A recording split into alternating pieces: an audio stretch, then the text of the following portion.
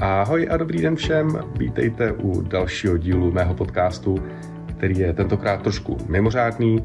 Vznikl při příležitosti jedné konference pražské, která se jmenovala Singularity U. A pro velmi zajímavou českou investiční skupinu Progressus jsem tam natáčel několik rozhovorů s speakery té konference.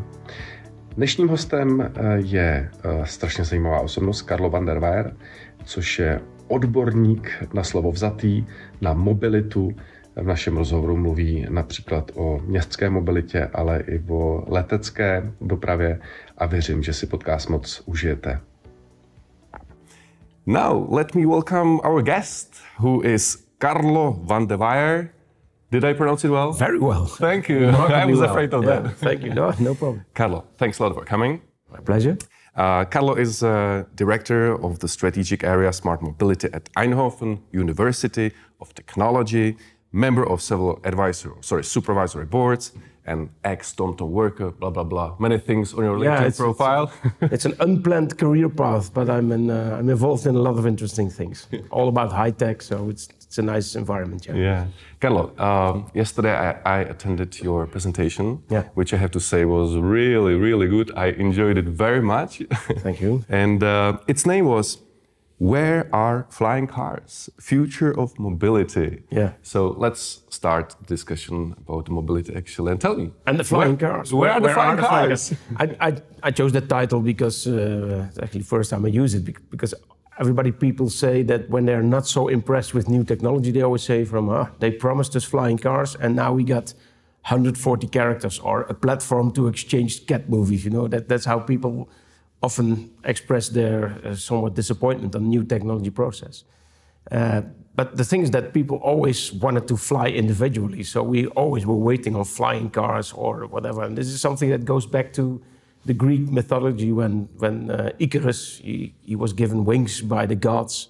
And so he could fly individually. It's the dream of mankind. And then he came too close to the sun and he melted, so that didn't end up well. But still, we wanted to fly we want to have flying cars. But the thing is, if you look at practice, most mobility now is just cars and they're not flying.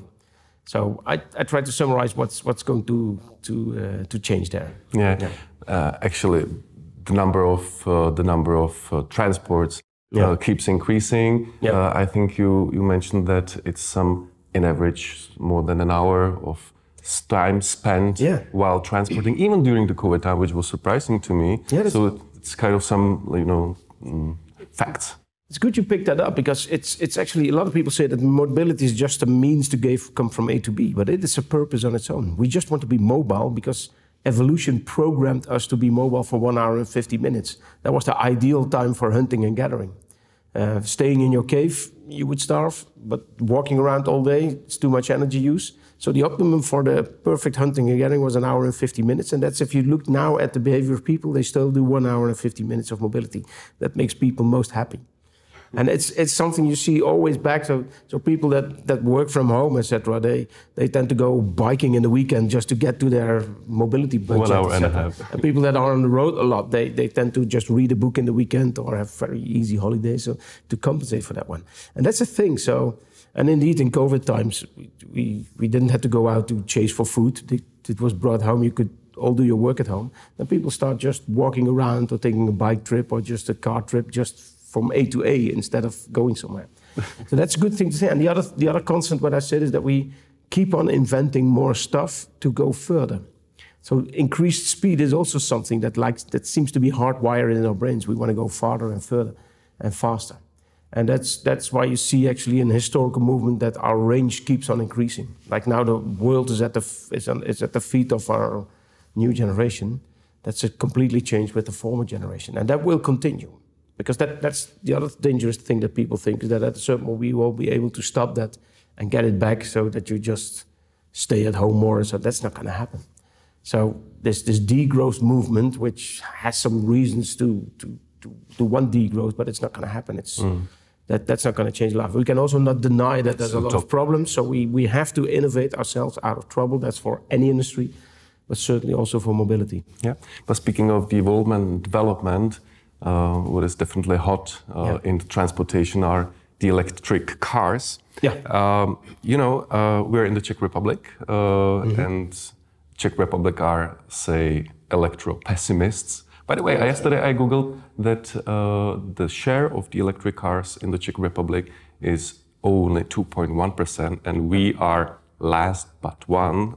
The only country which is worse in the European Union is our brothers Slovakia. But anyway, the pessimists usually say, it's expensive, or it produces emissions anyway, batteries are not sustainable. So what do you reply to these people? I have listened. I was the biggest pessimist as well. We started a bit earlier in the Netherlands, and after Norway, we were maybe second in Europe, so at the other side. But maybe I think what Czech is doing is not. Don't tell anyone. But maybe it's a good strategy. Just wait until these things get very cheap, and then jump in. Then you don't have to pay all the expensive vehicles in the beginning, because that's what's happening. That's why electric vehicles will happen. They're going to be the cheapest of all. So there's a lot of electric vehicles, but, and then comes a list from, the range is not enough, and the batteries, and child labor, and all this kind of stuff. And I just keep that discussion short, because it's either not true, or it is true, but it will be solved, or it is true and it might not be solved, but it's still better than the alternative. But it actually doesn't matter, because in a couple of years, they will be much cheaper than the gasoline-powered cars. And then I'm quite sure that also all these pessimists will follow. And I'm the biggest petrol head maybe in the Netherlands. So I started driving electric 12 years ago just to prove that it's not working. But you fell in love, right? I had to. I'm convinced at a certain moment, because all this range anxiety and all the other stuff, it drove better. It was, you just have to change just a little bit, and you get something that's much better back for it.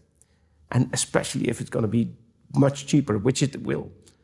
Yeah, then it has to do with the development curve, right? Yeah, and actually, it's also, if you produce more of a certain product, it always gets cheaper. Economies like the televisions, it's the law of Wright or something. It's Wright's law. But if you produce twice as much from a certain product, the price goes down with 15 to 20%. That happened to televisions. It was only for the rich people, say 70 years ago. But because they bought one, price went down a little bit. The middle class could afford a television. And now the poorest people have the biggest screens for some reason. I don't know how that works, but that will happen. That happened to phones, that happened to anything. And it will happen to electric cars as well. They will be very cheap. What do you think of the Chinese cars? Now it's been discussed very much that they're capable of producing it very cheaply. Yeah. By the way, probably because of it's being subsidized by the government. Partly. I'm not sure if that's true. If that's true, we have to take care and compensate for that one. You have to keep an honest playing field, a level playing field. On the other side, they are able to produce cheap stuff in any industry. So maybe I do believe they will be probably a bit cheaper. They will grow if also their wages will grow, etc. But they are very effective in producing cars. And contrary to what some people claim from made in China, they are very good cars. I sensed them, I felt them, I've driven them a little bit, but it's impressive. GM or the BYDs. By the way, this morning it was announced that BYD surpassed Tesla with the sales figures in September. So wow, it's impressive what's happening from China. It's a wake-up call for the European industry. Absolutely. But I think the European industry will catch up. And I'm a firm believer that they will also. But they needed this wake-up call. Let's put it Would you protect the European market? I would protect it as such as that, for instance, if indeed these cars are subsidized, then you have to really take care that you have to protect the industry for at least a level playing field. But don't give them benefits because they were maybe a little bit too late. That was if they stick to the wrong technology for a large time, it's their fault, and they should suffer a bit as well. But we should not, and they probably will not die. They will catch up. So what is actually connected to the electric cars is the autopilot. As far as I know, Tesla's autopilot is working pretty well in the States, on the highways, and in some beta in the towns. In the European Union, it's not legally allowed. I have a hypothesis that it's because BMW and Mercedes have not developed it yet. So kind of the European Union is waiting for them to have it done, and only after that it will be allowed. Just a hypothesis. What do you think, actually? I can counter that one probably, because actually, in a matter of fact, BMW and Mercedes are heading Tesla from a legal perspective, because it's a difference that you have 5 different levels of automation. Level 0 is just a normal car, and level 5, there's not even a steering wheel. That's the full automated car. Now, you have all these levels, and that's very important from level 2 to 3. Level 2 is a car that supports you every now and then, drives itself, but you still are responsible as a driver. So you have to take care, keep your hands on the wheel, and always be ready there. That's a little bit of a dangerous zone, but okay, that's what a lot of cars have. That's intelligent cruise control with a little bit of steering. That's already... I have it in my BMW, but I switched it off. I'm the driver. I'm the driver. Yeah. I'm just kidding. Your next BMW, you're not going to switch it off. I know. I will not be allowed, probably. They will be better and better and better. And in the first time, they're annoying. And there's stop interfering with driving. I'm always afraid of the software update, that it will not allow me to have these things switched off. Yeah, that's true, but that will not happen before they're so good that you do now. There are a lot of systems in your car that you cannot switch off, that you not even know that they're there, and they save your life. That's the best system. Yeah. And there will be more and more of that one. But this is level 2. You still are the responsible driver. If an accident happens, it's you to blame. Level 3 is the very important thing, that at certain moments the car will take over and takes over responsibility as well. And as a matter of fact, BMW and Mercedes have these cars now approved. Tesla is still in level 2, also in the United States. Really? You're always responsible as a driver. So they are very far ahead in preparing, because they got a lot of data. So their self-driving is getting better and better and better. But it's still, you're responsible as a driver. Now, there are other, Cruise and Waymo, they are the self-driving taxi, the robo-taxi. They drive level 4 or 5-ish. So you can just sit in the back and they taxi you around San Francisco and some other cities already. That's another thing, that's a full self-driving car. But a car that just takes over and takes over responsibility is not really there yet, except for the Mercedes and BMW. That does it only in very, very certain circumstances. During the day, on the highway, during a traffic jam, until a certain speed. But yet, so the protectionism is less an issue here. It's good to hear, by the way. I didn't know that. I'm happy to hear that. And the thing is, by the way, is that a lot of people say but you don't have to drive anymore. Yeah, still, you have. I think if you have a car that takes over driving to these very boring, long highway trips, and that's an important one you probably recognize, and at least my car does that, it self-drives during a traffic jam. And that's an option, that's a comfort option, that you don't want to miss once you have experienced that, because then you don't mind the traffic jam so much anymore, I can assure you, you might recognize. So it's just driving, you can do some apps, etc. That's already allowed in certain cars. So that's the better car. I fully agree with that. So you take the nasty bits out of driving, and the danger is, combined with what I just said, that cars get much cheaper, that the car is going to be more popular even than now, because they're more comfortable, they're going to get cheaper, they're going to go... So they're going to also get much safer, because these technology help you to prevent and to have an accident. So what's there not to like of cars in the future? Now, the answer to that is that cars pollute cities with their existence, with their being there. So they're from a spacious level, we cannot overcrowd our cities even more with cars. That's the thing not to like about cars. But all the other stuff, the negative points of cars, are disappearing because of innovation. By the way, the transport in general is in charge of some 16% of the global pollution, as far as I know, which is much more than the farting cows. So it's depending which molecule that you look at, because always, if you see from the nitrogen oxides or the particulate matter or the CO2, it's depending on which pollution that you get. But the most being discussed is, of course, the climate warming CO2, and that's indeed between 15 and 20% of the total energy use and CO2 emissions. So it's pretty big. It's about 20%. What car do you have actually now?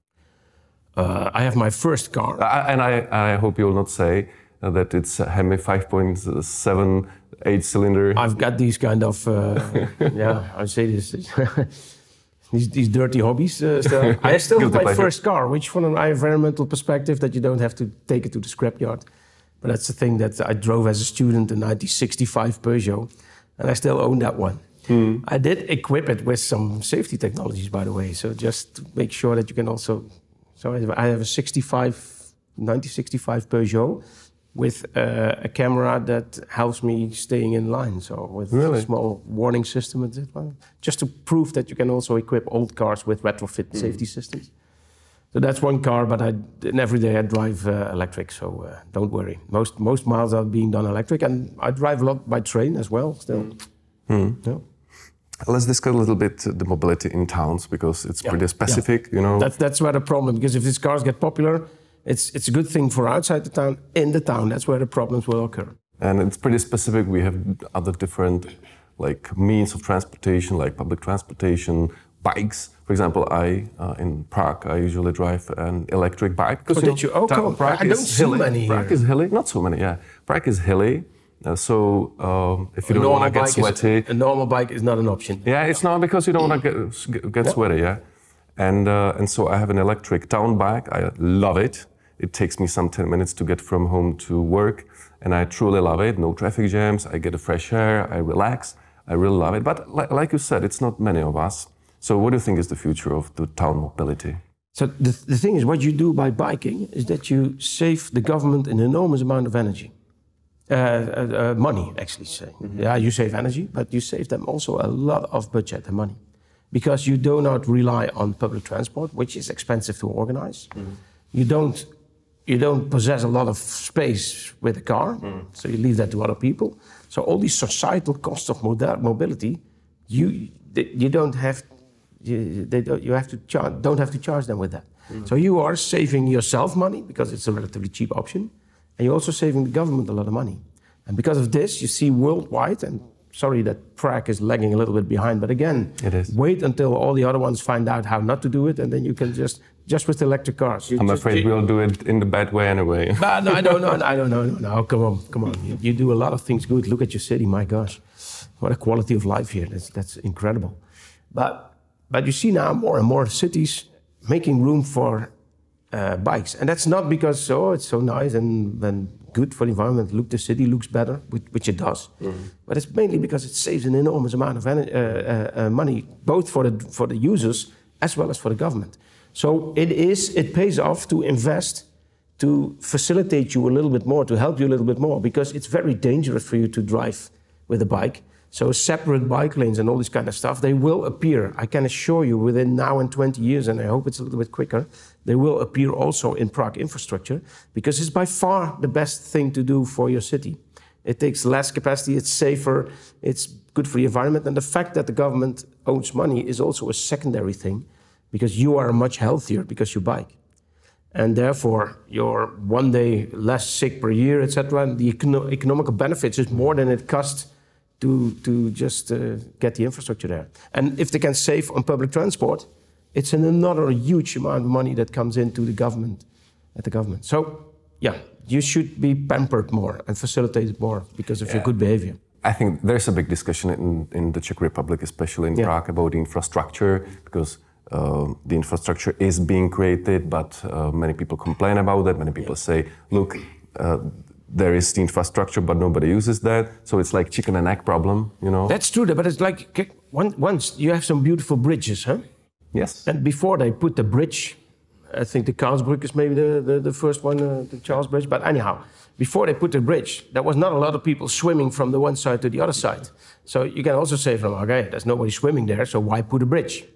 It's until you put the bridge there that at a certain moment people find, oh, this is easier, and they start using it, and then trade starts running, and then the bridge is used massively. You have to build another one. And that's with biking. You can say, oh, there's no bikes, let's not make an infrastructure. No, there were no swimmers before there was a bridge. So this chicken and egg, it should begin with the infrastructure, and then the eggs or the chicken, whatever you call one or the other, they will follow. I fully agree. Okay, Carlo, last question about the mobility. Yesterday you mentioned actually the aviation, which it appears, or it seems that actually in the aviation it's not technically possible to stop using the aviation fuel, which is made of oil, right? Yes, exactly. But actually, I was surprised that yesterday you showed that it's not true. No, it will be solved. Like any technical problem will be solved. We have to innovate ourselves, our problem. We're not going to fly less. This flying shame, etc. Everybody says, oh yeah, no, I'm going to fly less. Any research that's being done, the people that say that they're going to fly less, it shows that they just fly more. Mm. And they say, yeah, it's cheap because it's subsidized. Yeah, it's subsidized a bit, but it's by far not as much subsidized as train and even cars, etc. Because that's the first thing. The other thing, we will have sooner or later, we will have sustainable aviation fuels, which means fuels that are made out of electricity or crops, but that's not scalable. So in due course, we will take CO2 out of the air, we take purified water, we take electricity, we make hydrogen from that one, we just glue that together, mix it up. We're doing that already for 100 years, and make an artificial kind of kerosene of that. When you use it, it produces CO2 and water, but to the molecule, exact the same amount that you grab out of the air by producing the fuel, which means it's a circular fuel. And if you have done that, the enormous advantages also for the environment of flying, which might sound a little bit counterintuitive, but the thing is that for flying, you only need a little bit of infrastructure on the one side and a little bit of infrastructure at the other side. And there's a little bit of noise problem around that point. So yes, that's still a problem. You have to make them more silent, but at least that's it. In the entire road between that, you don't have to send people out of houses because there's a large infrastructure necessary. And that's why flying, if we tackle this CO2 problem, flying is by far the most sustainable way of transport in the future. And people underestimate that, so they say, okay, we have to stop flying, we have to invest in rails. But don't do that, because before the rail lines are there, the flying is so much more sustainable, which takes 20 years. And in 2050, the European Union already had declared that the admixture, because you can have these new fuels, you can mix this with the fossil fuels, but it has to be already 70% in 2050. So then scale will come up. You will have gigantic fuel factories, probably in sunny countries where the electricity is very cheap. And they will produce the fuels, but it will be a sustainable fuel. And by that time, when scale comes up, these fuel might in due course be even cheaper than the fuels, than the fossil fuels. And this is a new thing that we should really realize, that the Stone Age didn't end because we didn't have any stones, and the fossil fuel will end long before we're out of fossil fuels. We will have something better before that time. Just at a certain moment, we had better tools than stones. This is truly interesting, Carlo, truly interesting, and I'm glad to hear it, because, like you said, people tend to be ashamed of flying, which is not correct. We should be ashamed of training in due course. Train shame instead of fly shame. That's very interesting. Yeah. By the way, a couple of days ago I heard that every day we consume, it's an unbelievable number, 100 million barrels every day of oil. Of oil. We're addicted to something that pollutes ourselves, pollutes the political climate, pollutes everything. It's a venom. We have to get rid of it. Yeah, but not by saying we are not going to use anything anymore and we are going to back living in cages. That's not going to happen. We have to come up with an alternative for it, and it's possible. And it requires a ridiculous, overwhelming number of solar panels and carbon capture systems, etc. And that's a lot, but it's not impossible. So it's about 100,000 square kilometers of solar cells in order to make the fuels. That's massive, immense, but it's not impossible. Hey, we're going to produce 1 billion cars in the next 10 years, 1 billion automobiles. If mankind can do such a thing, it's far more easier than to make the entire energy system sustainable. Yeah, it's doable. It's just a matter of time, effort, and money. That's it. Yeah, and focus and just focus. And that's what European Union, they said, okay, it has to be 70% of these new fuels in 2050, so that at least these markets will come up automatically. This little push is necessary, but like electric vehicles, a little bit of push is necessary in the beginning, but at a certain moment, it's a cheaper one, and nobody will go back to the other technology because it's the better stuff. And that's why bicycle also needs a little bit of push. And people, look what happens in Paris. It's incredible what happened there with the number of bikes compared to 7 years ago. It's incredible. It can easily be done. Much faster as we in the Netherlands transferred to biking, because there was no bike 40 years ago. Now we're a biking country, but we didn't used to be so. So come and learn the lessons from Paris and from us and from all the other ones. So you're clever as Czech, and be just a little bit modest and be a little bit skeptical, and as soon as you just steal it from other countries. We'll send our politicians there. You're very welcome. Carlo, we have to speed up, but the discussion is truly interesting. Let's move on. Today you're going to have a presentation on the topic work and leadership in AI future. So what are you going to speak about? Yeah. So I always worked in the mobility arena, but the last 5 years ago, the university where I work part-time, they asked me to set up an AI institute. So now I'm always involved in artificial intelligence. And seeing that, and also having a background in a leading company, I had labs of 300 to 400 people at a certain moment I was responsible for. So I see HR also changing because of this new cooperation we have with robots.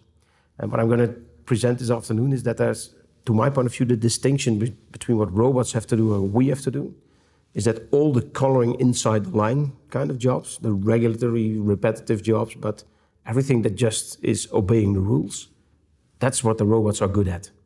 The robots are not so good at coloring outside the lines and being flexible, etc. And I think we should not allow robots, these machines that are going to be 1,000 times more intelligent, 1,000,000 times more intelligent than we are, let them just color inside the lines, otherwise it gets dangerous. So the only added value that we have in the future is that we can color outside the lines.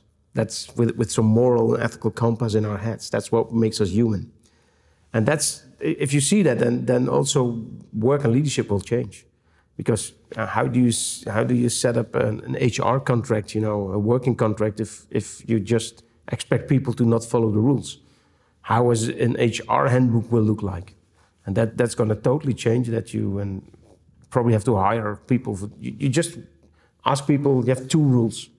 It's use your common sense and do that actually in the benefit of the company. So the thing is, leadership is what you do that people know where the benefit of the company is. You have to give them direction and you have to give them energy so that they can walk. You have to facilitate them doing that, but not prescribe them how much days off they have if somebody dies in the family, all these kind of rules. You have to be flexible with all this nonsense kind of stuff. And that's a new leadership that is based on vision and authenticity, because they have to follow you and they have to trust you on that one. So in the old days, it was just because you're the boss and you got to say what's happening. That's not leadership anymore. It's giving direction and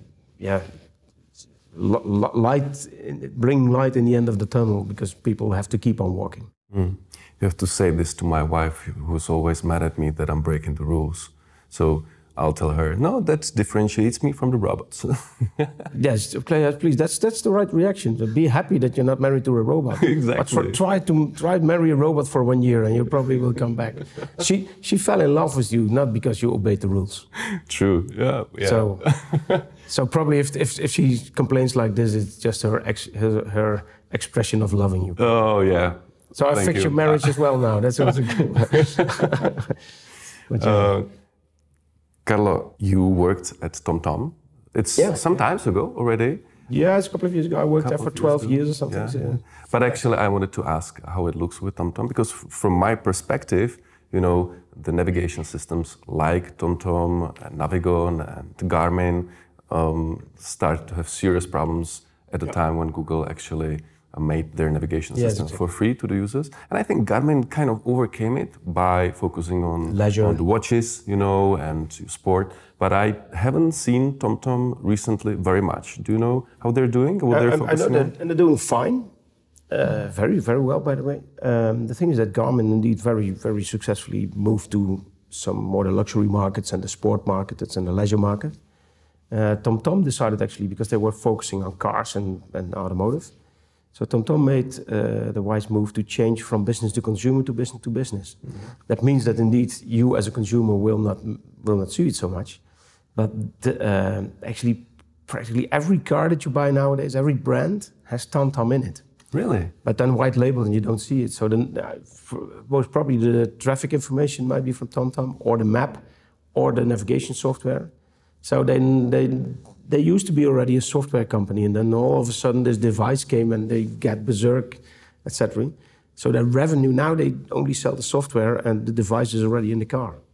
And that's not only for cars, that's also for cell phones and all kind of other applications that have TomTom inside. So if you check, for instance, your Apple Maps, and they navigate with a lot of TomTom intelligence. Really? Yeah, so that's a nice thing, how a company can change from a business to consumer to a business to business. And I'm quite proud of how I see that TomTom is doing in that area. So the revenue got a little bit down because they don't have to shift the boxes, but the added value went up because it's a relatively higher margin market. Were you still there when you made this big shift or transformation? Actually, I was when I joined, because I had this lab of about 300 people doing software, and that was for Siemens. And when Siemens wanted to sell all their automotive business, we actually, in good cooperation with Siemens, decided that maybe the site that I was responsible for in Eindhoven, we picked that up and brought it to TomTom. And this site had automotive experience, which was totally different. So that was one of the beginning things that TomTom could make this move towards business to business by taking over a lot of people with experience in that matter. And nowadays, TomTom does a lot of revenue in this automotive area. So I did get a glimpse of what happened there, yeah. But it was an interesting thing. And it was also because TomTom, I really think TomTom has very, very strong leadership in that one. Just as I just said, they know where to focus on and give you a lot of freedom how to go there. That's what I learned, how corporates really can move in this new kind of leadership. And that's how I experienced TomTom. I still think it's a fantastic company. Where are they from, actually? Amsterdam. Amsterdam. Okay. Yeah. Nice to hear. Really nice. And I have the big site in Eindhoven as well, which used to be my lab, etc. That's why they do the automotive business. But no, it's an Amsterdam-based company, yeah. It's great to hear that a European country managed to compete with the American. Every now and then and they're still strong there, and their traffic information is still top level. So they're doing well. And we have some more. We have Spotify's, and we have some others as Europe's, and more will follow. More will follow. Hopefully, some Czech will follow too. But we have some strong tech companies too. Yeah, you're a good country. Your quality of life is so good that you. That's true. Yeah, that's true. You attract people here as well with the quality of living. That's in the end what. That's what I think is the most crucial. That's what I actually want the politician to do, to create the environment where we will attract the global talents, and everything else will come then naturally. It is true, and let's let other people call Europe a museum, you know, but a museum is the ideal location to feel well. So I don't see that as an insult, as long as you attract good people and you have some assets here that, and I don't even mean the cheap and very good beer here, but the quality of living is good. Yeah, so you have to really cherish that, because that's in the end what makes you a successful company. I would say the combination of freedom and security, that's what I love about the Czech Republic and especially Prague the most. Okay, cheers. Cheers on that. And the beer, of course. That's also... Last question, a more philosophical one. Will the world be better in 100 years' time or not, and why? Yeah, for sure. I do not see why, because everybody complains that all things will get better, and you know, you look at the news, it's war, it's all right. We had much more wars, and we had much more problems the old days, but we didn't have a camera sitting in front of the rocket that you could just witness what happens in the explosion, you know? That's what we see now. We see everything around the world, so we think that danger is everywhere, but the world is safer and a better place than ever. And that's because of technology, and the repetitive innovation that you get from better technology can make better technology, etc. Now, it might get dangerous when these robots will be smarter than us, but I think in the end, always the benefits of technology have far overclassed the negative side effects that technology always has. And I do not see a single reason why that would be changed in the next 100 years. So yes, the world will be much better.